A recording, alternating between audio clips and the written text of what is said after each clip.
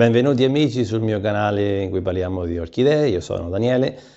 Le previsioni del tempo hanno messo abbastanza freddo, andiamo un attimo a vedere gli aggiornamenti che ho fatto ai miei cymbidium, hanno messo anche temperature prossime allo zero.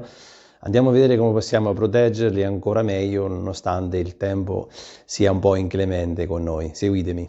Eccomi, ci siamo spostati in esterna. La situazione della fioritura è rimasta pressoché invariata, ma siamo oramai a breve per avere il fiore. Vi volevo dire che le previsioni del tempo hanno messo sì che ci troveremo intorno allo zero all'incirca. Allora abbiamo aggiunto rispetto all'altro video precedente il telo foglia verde sul balcone.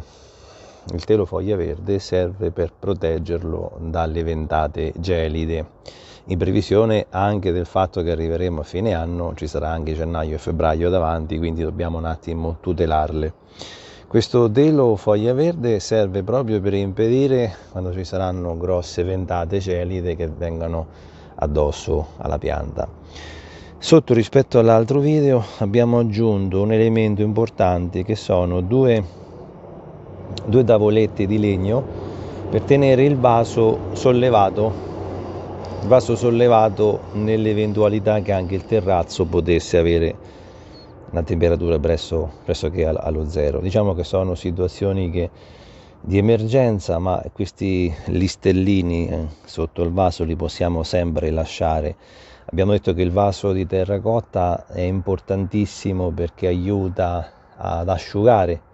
Se voi vedete, questa pianta qui ha preso l'acqua, quindi fino a questo punto rimane bagnata, però con il vaso di terracotta, il vaso di coccia, noi riusciamo a far uscire l'acqua che entra.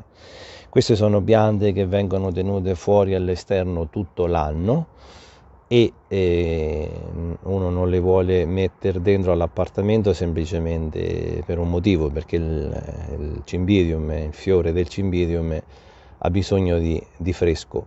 Sopra 15 gradi perde la fioritura, quindi se vogliamo vedere i fiori è importante tenerli fuori, o se uno ha un porticato, un qualche altro rimedio per poterli gestire. Fuori questi ci stanno da oramai 3 anni e quindi li lascio acclimatati come hanno saputo fare fino ad oggi, abituati alle temperature, sia all'estate ai 40 gradi che ai -2 ci siamo arrivati. Le soluzioni di oggi servono per dire che l'esposizione del terrazzo è a est, il vaso di coccia l'abbiamo messo, sotto al vaso di coccia mettiamo dei listellini in questo caso di parquet per tenerli sollevati, il telo c'è, sopra non abbiamo tetto, quindi l'acqua che la prenderanno quella che viene. Abbiamo anche qua sopra i Gingianum che stanno nello stesso tipo di trattamento in fibra di cocco. Abbiamo già fatto un video al riguardo. Quando ci sarà la fioritura vi aggiornerò, siamo in attesa perché questi stanno lì per aprirsi i fiori. Ecco, però era un aggiornamento importante perché le previsioni del tempo hanno messo un rialzo della posta e quindi praticamente il gioco si fa più duro, no? Perché praticamente da 5-6 gradi forse si arriva anche a zero, qualcosa meglio. Io abito nelle Marche, l'importante è una cosa finale, è l'esposizione del terrazzo, perché quando si tratta di andare a -2, come gli anni passati siamo già arrivati, è importante l'esposizione del terrazzo. Questo è est, ovest, ok, sud ancora meglio, nord già presenta una piccola richiesta in più, cioè praticamente il terrazzo a nord prende poca luce del sole e la pianta ha bisogno un pochino di più di accortezza. Ecco, quando si tratta di zero, sotto zero ci andiamo, l'importante è che la pianta non rimanga 15 giorni a -2.